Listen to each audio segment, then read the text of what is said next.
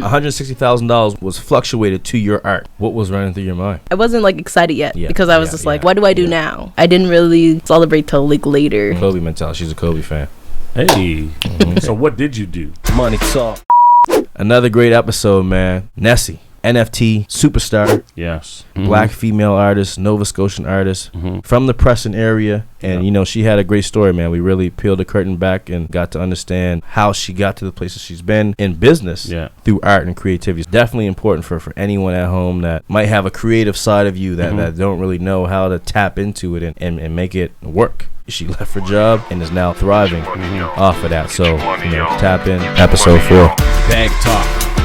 Businessman. Man, I'm a businessman. Money Talk. You run our podcast, bro. We can bring something new to life. I ain't a businessman, I'm a businessman. Now let me handle my business. Jump right into it. You're an artist. I am. You've been an artist for a while. You know, the whole purpose of this show and why I thought about bringing you on is because there are ways to make art a business and, you know, to be able to make money from art. Tell us a bit about, you know, maybe the Preston and growing up and family and how you think that has influenced your art. And you know, were there any early stages of you sketching or whatever the case is? I'm just curious about that. Yeah. Honestly, I didn't really take art that serious until probably the pandemic happened because, you know, when you're growing up, it's not really like a career choice that's like championed in any way. So, like I can remember sketching and like being artistic in many ways, like growing up, but just thinking like this is a hobby, like this is not something that I'm gonna pursue. I didn't see anybody that kind of like looked like me that I could be like, oh, I want to follow their path. You know, I had a black art teacher in junior high, but when you're in junior high, you're not really thinking about like what you want to do. Well, I wasn't anyway. Yeah, in Creighton. It was Kane. Yes, it was Kane. Shout out Miss Kane. And then, like, I think even when I was going to Dell and I first was in like social science, like arts, like, you know, just social science. I remember like people telling me like, oh, you'll never find a job. Like, why are you taking that? So it's like, that's the kind of the vibes I was getting. So I was like, no, I'm not going to do that. Cause I even contemplated going to NASCAD at one point and I was like, nah, like I'm just going to struggle. What's the NASCAD? It's the arts. Art school for Nova Scotians. Yes. Gotcha. Super dope. Yeah, so I just did it in my free time. And my mom also did art in her free time as well. So I seen it from that perspective, like, oh, it can be a hobby. And then the pandemic happened. I was like, why just waste my time doing something that I hate when I can just do this? I mean, I think, you know, when you look at like, you know, history and stuff like that, there's like, there are famous artists and there are like some successful people who are artists, but there's very few that are like super ultra successful versus the amount of people who are actual artists. So I think it kind of has this, you know, not to like stereotype artists, but like people have this stigma of it, like starving artists. You're gonna be starving. You know what I mean? Like, what is the job, or how are you gonna feed yourself? Like, you watch movies and all this stuff, and people talk about following their dreams, and it's usually always like family members like, oh, get a real job. You're gonna struggle. Yeah, right. Yeah. So I think that like society has painted a picture that artists financially are not going to be successful. But I mean, it's not necessarily true. No. Like, you know, because when you look around the world, like, you know, everything is art. Like somebody designed this tissue box. They had to hire an artist to create that. It's just finding those jobs, I think, is the part that the path that people just don't know about. Money talk. So pandemic happens. You're sketching. You're seeing NFTs pop off. Yeah. We all seen the mania. It's going crazy. People are buying pieces of white paper for online for hundreds of thousands of dollars. Art pieces are going for millions of dollars. You're seeing that happen. What's going on in your brain? Ross sent me a couple articles, I think, about NFTs, and I looked at them and I was like, okay, interesting. I didn't understand it at all, like over my head. And then I seen you posting about them as well. And I was already, the pieces that are NFTs I was already doing, so I already had some of them done. but I seen you post I think it was like a rail or something of, so I was like, okay, let me message Neville. I asked, like, can you like explain to me? So we met for coffee. You like went through it, and I was like, okay, I kind of get it. And then my friend Bria messaged me, and she's like, her partner Roger is big into NFTs. Shout out Swapsky. Swapsky, yeah. She was like, Roger was like, you should NFTs it. I was like, oh, tell Roger I want to sit down with him. Yeah. So he like walks through it with me, and even just like helps me make like a strategy of how I should drop these. And so he's really helpful in kind of setting up the game plan for it. He knows the game. He's been in the game for years. He's made a lot of money in the NFT space, so he knows how projects should be shaped, and the simple things of like how it should be organized, where the name should go. He's I would call him like a creative director, within the space, and a project manager for sure, because he's a big time collector. So Yeah. And then from there, we just decided to drop like 5 pieces every week, and so that's what I would do. I would do the 5 pieces up. In the beginning, I got my friend Mamadou. Shout out Mamadou. He was like digitizing them for me, because I knew how to do Photoshop, but I also was working, so it was like time consuming. And then eventually, I just ended up doing it myself. Like I had to re-familiarize myself with Photoshop. And so you were also helping with like social stuff, like marketing wise. For me, like you know, listening, I know very minimal about NFTs, but what I'm hearing is like I'm the artist. I have been already creating these pieces. Yes. There was an opportunity in a new space. I entertained it just from an idea perspective, and then, kind of scratch the surface and it started to make sense. But one of the main things too, and I think is a common theme with success, like is usually like team and having the awareness to know that like, okay, here's what I'm good at, here's what I'm not good at. Let me go out and find the people. And I think that takes a lot of intuition, really, and just those are the recipes for success. You know what I mean? A lot of times people be like, oh, I'm gonna go and figure this out on my own. But okay, you were like, nah, let me go ask some people that I value and trust their opinion, and then let me just focus on what I do.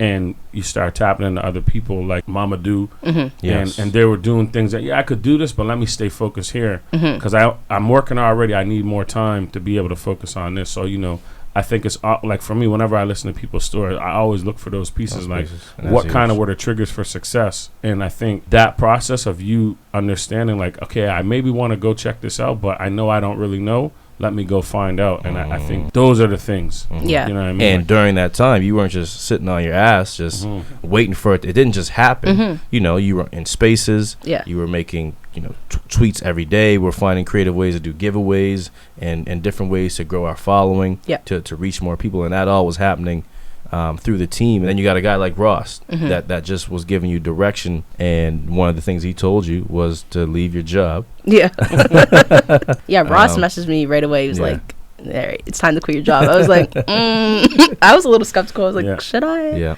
But then at the same time, I was like, I want to.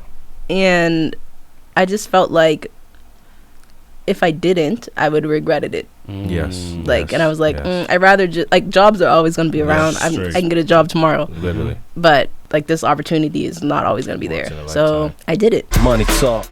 I've called you this for a long time. I say, what's up, gangsta? Yeah. Right? And the reason why is because, I remember when I first started seeing you as a young adult, I'm a bit older than you, but, like, I remember seeing you when you first started coming around. You were DJing, and nobody else was doing this. No other black women, no other women were doing this. To me, when I see you, like, everything that I'm watching you do from the sidelines is like, it's fearlessness. I just always kind of did what I wanted to do, and I don't really care, like, what anybody thinks in the way. Like, I don't care if anybody else is doing it. Like, there's people in other places of the world doing this. Like, I'm not, like, we're in Nova Scotia. It's, like, very small. And I think sometimes people have, like, very behind the mindset of, like, everyone around them, which is fine. I just, like, I feel like I look at the bigger picture, like I'm just a speck in the earth.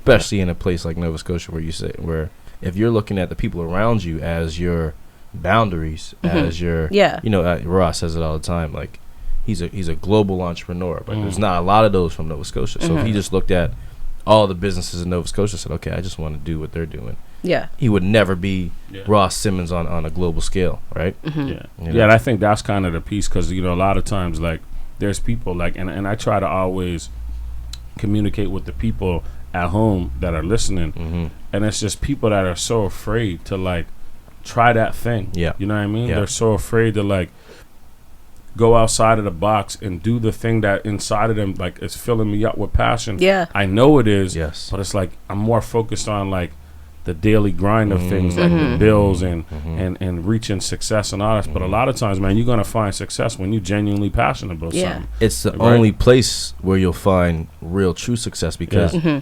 we've seen this. You have to pour yourself in to something to really see your sign. And it's crazy because, and this is such a huge conversation, because I speak with a lot of people that work in their everyday job and don't want to work their everyday job. They hate it actually, but they don't know, well, what am I going to sell? What business? And I'm just telling them, I start a business. Well, what business am I going to do? But one of my buddies, he just loves fashion, high fashion. He knows fashion more than anybody I ever know in the world. I call him one of the top 1,000 flyest persons in the world. He definitely is on my guy camp, right?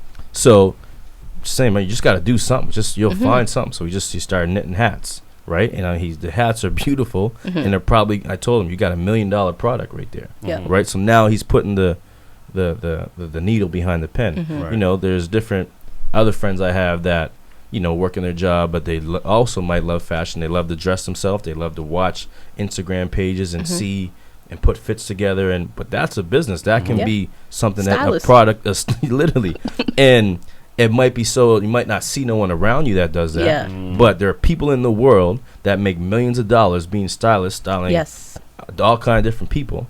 People in Nova Scotia need stylists. Like, I would pay someone to go shop for me and bring me nice fits, and I'm good to go. I hate going to the mall. You know what I'm saying? Like, I Personal absolutely shopper. hate right? going to the So mall. there's something that exists there, and and I think in your process, you can have a hobby that you can pursue with business in mind. If it works out, if there's not an opportunity there, the DJ, the market didn't exist. Okay, cool. It might exist now. Yeah. If you double back. But you already found your market. The NFTs, you tried it out. Oh, okay, shoot. Oh, it took off. Now Nessy's doing what Nessy's doing, right? So I that's a key piece that I think, for the people at home is that piece around, man. Find what your passion is, and I guarantee you there's money in your passion. Yes. Money talk. They're literally doodles. Like, I just freehand these. Sometimes one will take like 20 minutes. Sometimes one will take like 2 hours maybe. Right. And so, like, I used to do these doodles when I was like in school, like sitting at my desk. And during that time, I didn't think like anything of it. I was like, okay, I'm just bored in class. Like, let me just do these. The inspiration for Muse is just like whatever I'm thinking at the time. Like, I can see, like, looking like, it's kind of like autopilot, and then I look back and I'm like, oh, I can see like what was going through my head at the time. Right. And so I called it Muse because if I don't really know much about Greek theater, but I know that like there's 9 muses that like spark inspiration. So there's like comedy, tragedy, like love poetry, like there's different ones. And so I use that concept to kind of describe the series. Okay. And so I put each one into a category that I think fit perfectly for each one. And so that's how it kind of like was organized in the NFT series. Right. There's some African culture in there. Yeah. There's a Greek culture in there. And then, you do a great twist of like bringing our culture in there. So some of the muses got grills in their mouths. When I look at the pieces, that's what I see. I see our culture. Yeah. Like, I see black culture. I see like it's almost like black North American, but we're tying back to our roots. Like, and that's why I put the West African inspired too, because it does have like aspects of like West African mask in there. Right, like right. Even though it wasn't even like consciously doing that, it just turned out that way. Right. It's sick art. Definitely go check out the Muse collection. Money talk. You drop the collection 3 months, couple sales, couple homies buying, pretty quiet, but grinding on Twitter, grinding in spaces, grinding, just marketing yourself into these worlds. One day OpenSea follows you, like, oh shoot, pretty dope. You follow them back. Next day you're on the OpenSea main page. So for those that don't know, OpenSea is basically the main art gallery online for NFTs. This is the premier Premier place to go and buy and sell NFTs. Exactly. And Nessy Gets on the from front the Prestons page. is on the front page, highlighted on OpenSea. Huge. It was incredible. When I seen it, I'm like, holy smokes, it's go time. And it came from nothing other than them seeing her in a space, them catching wind of her art, being automatically drawn to their art. They didn't even message you. No. They just put it up. She was surprised by it. That day, you sold how much ETH worth? Was it like 40? 50? Are we talking Canadian currency? We're gonna say ETH first, then we're gonna convert it. Yeah, I think maybe 40. 40 Yeah. ETH worth. At the Jesus. time, ETH was sitting at about $3,000, maybe $4,000 Canadian. It was probably like 4 or something. Do the math, Gravel. 40. 160. She sold $160,000 worth of volume of her art. That's crazy. It's In huge. a day. In a day. And I remember too, like the post. It was like Yeah, first it was like it 10. Was like 10. So yeah, we're And it was like, oh shit. Yeah, and let's not get it confused. Yo, 'cause I no, didn't. I was gonna break it down. I was because gonna a break lot it of people down. think I'm a I millionaire, was so gonna I just break it want to. down. But I think that the value of those numbers is It's this. still Yeah, amazing. yeah, You know, I like agree. you had that much volume, that much $160,000 worth of currency was fluctuated to your art. Yes, Yeah. exactly. You know what I'm saying? Yeah, like just the thought process to know, like, this is my creation, Mm. and there's people in this world that are willing to pay this much money. That's These, much money. I think that's the value for me. Yeah. Like, you know what I mean? Like to know that, like, you know, Nessy from the Prestons has created something so powerful that other people all around this world wanted a piece of it. That's big. Yeah. What was running through your mind? Honestly, I think I was just like in shock. I kind of didn't know. I wasn't like excited yet Yeah, because I was yeah, just like, yeah. hey, I don't know what to Didn't do even now. process Yeah, it. like Yeah, what do I do yeah. now? I didn't really celebrate till like later. Mm. But I was happy still. But I was just like Right, worried right. about like what's the next step. What's Yeah, next? Kobe mentality. She's a Kobe fan. Hey, okay, mama mentality. Exactly. So what did you do? Well, the collection wasn't done, so I was like, okay, like how am I gonna? We had to have like meetings about Yeah, like what do we do next? And Right. Like 4 some times people in were, those like- couple days. I think we were contemplating like, should we just drop the rest? Like, and I was Right. like, okay, well, I can't. That's a lot of pieces to do in that short period of time, and then we had to figure out like, should we just keep doing 5 at a time? Should like, how do we keep the engagement Should we going? raise prices? Yeah, it was. Right. It was a lot of And like. and one thing I'll give her, you know, she stuck to her values. She stuck to who she was as a person. You know, when it's going crazy, we got new people coming in saying, you got to drop them all now. Right. You got to take advantage of the moment. You got to raise the prices. You got to do all this stuff. And, you know, Nessy, at the end of it, said no. And the reason for saying no is because she was focused on the art and what got her here. You know, here was a game plan to start. We're going to drop 5 every week. It's going to be at this price. We're not going to change that. Yeah. Right? So, and it ended up being the perfect play because now we got thousands of people ready for the next 5. Right. That's coming at 0.55 ETH. But as soon as you buy them, it's going to go to 2 ETH. Right. Right? So that natural demand and that sticking to who you are Yeah. as a person, it ended up bolding pretty well. Yeah. Right? Yeah. And that's rare. You know, Super rare. Like that's rare, Super especially rare. with fast success. Yeah. And even though it wasn't fast because you put in work, but it's like from the appearance on the outside, like it's like, okay, slow, boom, one day, boom, fast success. A lot of people don't have the integrity to stay true to their values. You know what I mean? So I think, you know, even just that deserves its credit because, Certainly. you know, when you're looking at big bags coming in and yeah, you're saying like, shit, I know I ain't making all this money, right? It's like, okay, well, I could easily probably just flip the script and just put a little bit more in my pocket. But I Yeah. think to stay true to your core and values, I think, again, those are just another ingredients that add to the success bag when you're going along this journey. Definitely. Money talk. The NFT hysteria dies down a bit. Right now it's in the crypto winter. Yeah, it's pretty. We've been through quiet. it, so we know what it is. Yeah, we at one point had a lot of money in crypto. I've lost more money in crypto than I've ever had in my entire life. Yeah. It's rough. Yeah, so You gotta give you some. You gotta be strong. Yeah. You know, we had half of the M words in cryptos at one point, and seen him go to $6,000, Yeah. and just turned our phone off, Yeah, that's all you can do. Turn our phone off. You gotta And- just learn to mute the and, noise. and wait till it came. And it came back. Yeah. So right now the NFTs is in that space. Mass hysteria. The world goes crazy. All these random people calling me, man, what NFTs? Yeah. That's going to die at some point. It's at that point right now. It will come back. Yeah, it will come back. What has that process been like for you?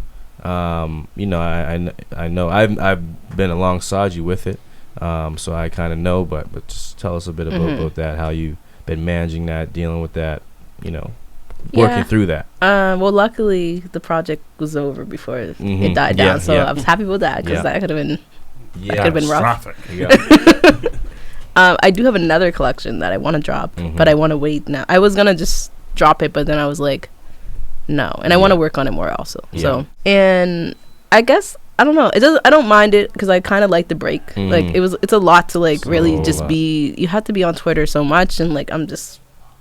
And when you're an artist, like you have multiple streams of income. Like I'm doing commissions, I'm doing some projects. And so it kind of gives me a break to like focus on other things. Really just create art. You're not just sitting on your behind waiting for it to come in. You're art. You're becoming an artist and still staying paid as an artist through those different streams and specifically commission work and things of that sort. Yeah. I'm doing some commissions. I just did a commission the other day for someone in Ottawa, so that was cool. Like a big piece. It was expensive to ship, but it was that was cool. I did Halifax Mural Fest. Yes. And I did the Africville Forever podcast art and the website branding, all that stuff. So that was cool, and I enjoyed that. And so I'm taking up like few design courses online and stuff, so I can like kind of also like freelance myself out and like put like my creative brain to like other avenues. So like just looking for other ways to make like to stay artistic and creative and also like and get paid. You know, you create art to create art, but you gotta get paid. Yeah, for sure. Right? We all here to eat. You gotta eat. You want to live your life freely and paid. And so it's one thing to be able to rap and freestyle with the homies every day, or even making a song that the homies listen to, but what else can you do? You know, if your album's not selling, okay, well, maybe it's a concert. Maybe you're making write some songs. Write a song for a podcast. Yeah. Ghostwrite for people. You know, there's a million different ways. People buy music and use music in so many different ways. Maybe you make a TV song shows. for Zara. Maybe you're making jingles. R&B Kitchen needs it. We still need a jingle. I got $1,000 with someone that makes us a Did real. you get that approved? No, that's that impulse. Yeah. I got $1,000 right now for someone that got an R&B jingle hit. It gotta be Soul good though. food. You gotta sell me. You already have the idea. You know what I'm saying? So that creativity of being an artist is crucial, and it's not the creativity of creating art, the creativity of finding business from your art, right? Yeah. Money talk. It's a lot of pressure for sure. I don't know. I don't think about it like that. I get what you mean. Yeah. I think like I'm down to help anybody that messages me in any way I can, and I want to be like definitely like an inspiration for anybody out there. It exists. Like Aaron, our homie Aaron, with the Black Woman is God piece. He dropped his NFT because you had your success, right?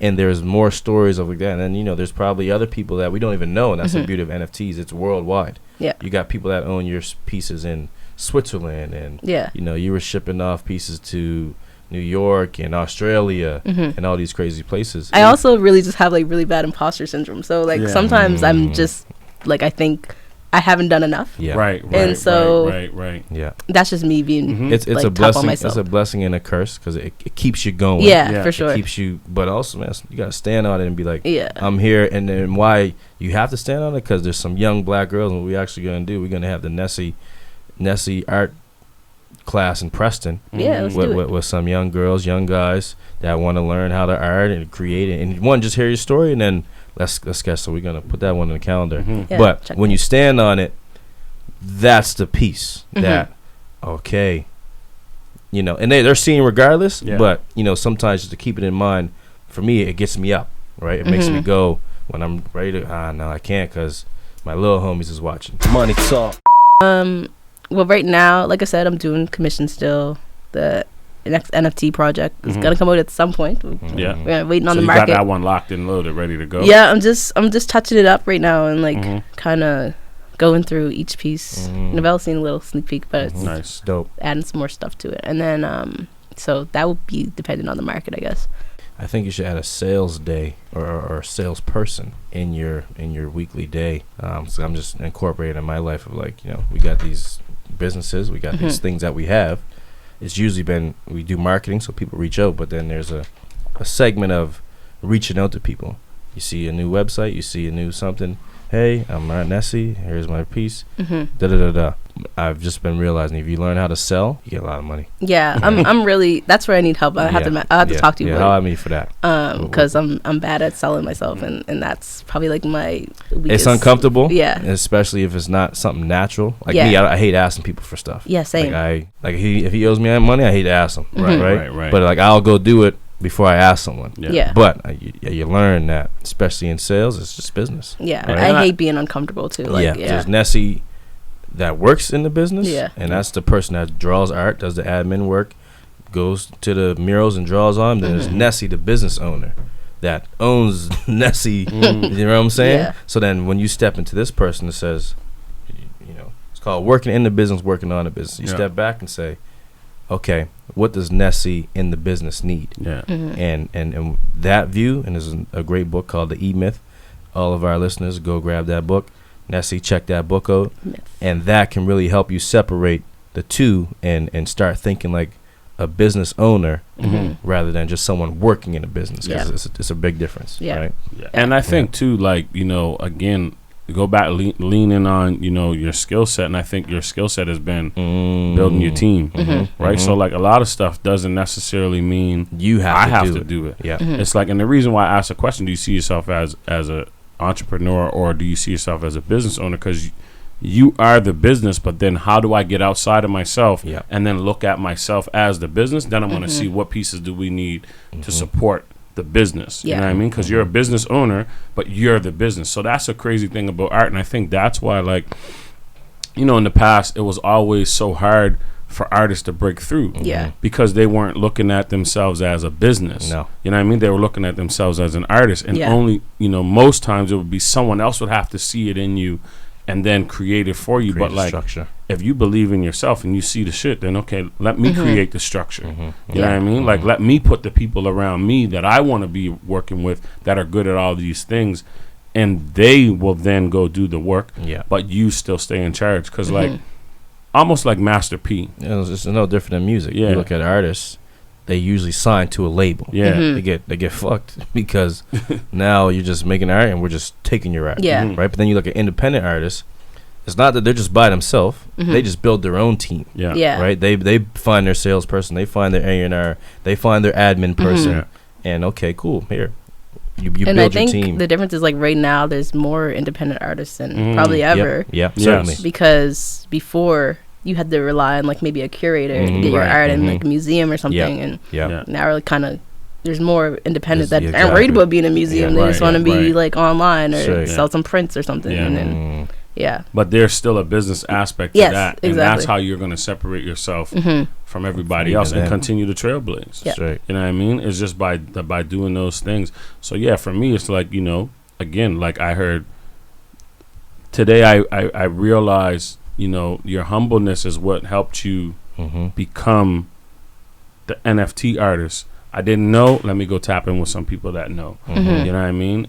You've been courageous and fearless, like from the DJing, from all of it. Like, I'm just doing what I want to do, and I don't really care what no one thinks. Okay, cool. Boom. As a young girl with the 2 long braids, the first person I seen with those 2 long braids. And then your passion.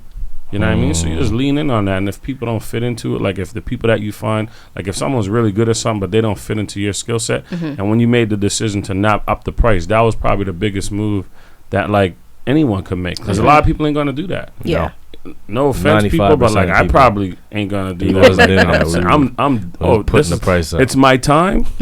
I'm a double. Let me get the extra bag, right? But you know, I think those are the things that are going to separate. Those are the things that already separate you. Money talk. If you could give a percentage, how much of a percentage you think of it is luck, and how much of a percentage you think is grind, grit, hard work, all that good stuff? I think 70-30 or something like 70-30. that. 70 on, what's I the 70? feel hard work. Okay. And then I think some of it, well, maybe it's not called luck, but like it is luck, Fate. kind of fate or something that got OpenSea to highlight me like that. But it was also my hard work that made them notice me. So it's like. Yeah, I mean, I think when you look at it, like, they noticed you. You know what I mean? It wasn't like just randomly, let's close our eyes and pick somebody. Like, they noticed you. You know what I mean? You were in those meetings. You were tweeting. You were in the spaces, right? And a lot of times, I think that's the thing. Like, people don't want to show up to nothing. They don't want to be nowhere, but then they want the recognition. Can't work. You know what I mean? Whereas, like, I'm showing up.